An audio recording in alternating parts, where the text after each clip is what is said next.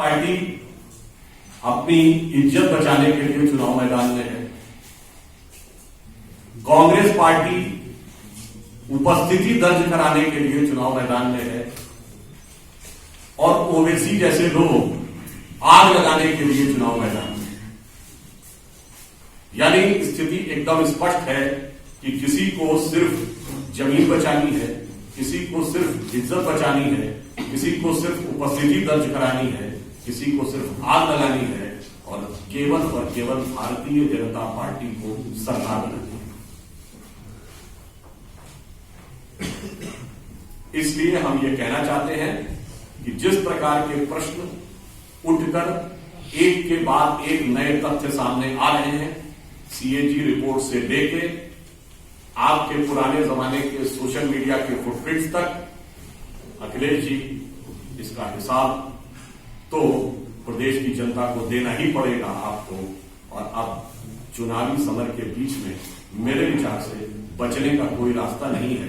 Corona काल में भले ही आप कहीं भी अंतर्ध्यान रहे हो, जिस समय हमारे कार्यकर्ता जन जन के बीच में जाकर काम भी कर रहे थे, फिजिकल भी और ऑनलाइन डिजिटल भी, परंतु अब तो आपको इसका उत्तर देना ही होगा। मित्रों, आप सभी जानते हैं कि उत्तर प्रदेश में चुनाव का शंखनाद हो चुका है और आपने देखा कि शंखनाद के साथ ही जो पहली घटना हुई वो, जिसे हिंदी में कहावत कहते हैं, शीश मुंडाते ही ओले पड़ जाना या प्रथमम ग्रासे मक्षिका पासा, तो समाजवादी इत्र की गंध 7 समंदर पार से दिखाई पड़ गई। आप सबको यदि ध्यान हो कि जो कुछ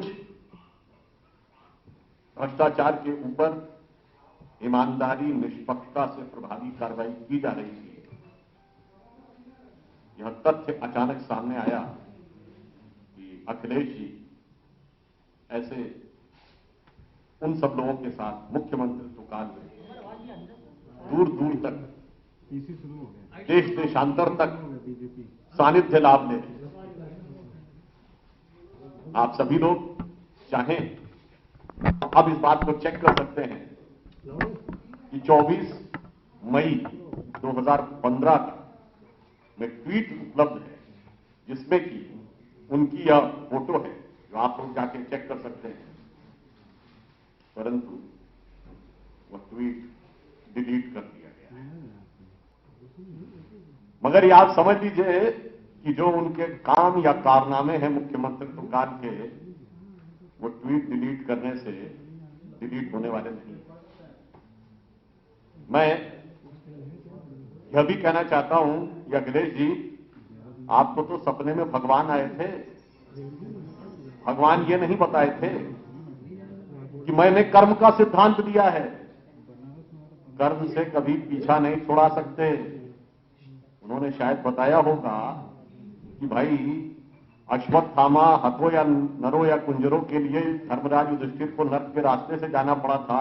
भगवान ने कहा होगा मैं भी गांधारी के श्राप से नहीं मुक्त हुआ था, उनको कारसेवकों की हत्या के श्राप से कैसे मुक्त हो गए? भाई, ट्वीट डिलीट करके कर्म के सिद्धांत से मुक्ति नहीं हो सकती। तो आज हम प्रदेश की जनता की तरफ से यह हिसाब मांग रहे हैं कि उन्हें इस प्रश्न का उत्तर देना होगा। या डिजिटल आधार के ऊपर यदि चुनावी प्रक्रिया चलेगी तो उन्हें समस्या नजर आए।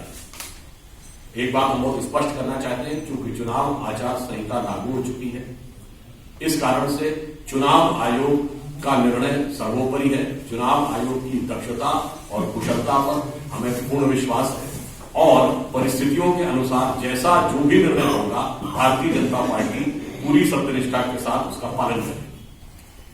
परंतु जब अखिलेश ये कहते हैं तो मैं पूछना चाहता हूं, भाई ये वो व्यक्ति कह रहा है जिसके बारे में हम लोग सुने थे जब 10 साल पहले मुख्यमंत्री बने थे, विदेश से इंजीनियरिंग पढ़ के आए और टेक्नोलॉजी को लेकर यह स्थिति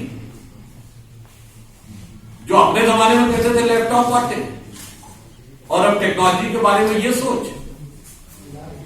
इसका मतलब दो ही बातें, या तो भैया चाहे जितनी कर ली लिखाई, चाहे जितनी कर ली पढ़ाई, निकले असल सफाई। तो पढ़ाई और लिखाई बेकार, या मैं ये कहना चाहूंगा कि उनका यह बयान इस चुनाव में समाजवादी पार्टी की अवश्यंभावी पराजय का आधार बनाता है। हमसे जुड़े रहने के लिए हमारे YouTube चैनल को सब्सक्राइब करें और नई वीडियो की नोटिफिकेशन के लिए बेल आइकॉन को दबाएं। अगर आप ये वीडियो Facebook पर देख रहे हैं तो लाइक जरूर करें और ज्यादा से ज्यादा शेयर करें। धन्यवाद।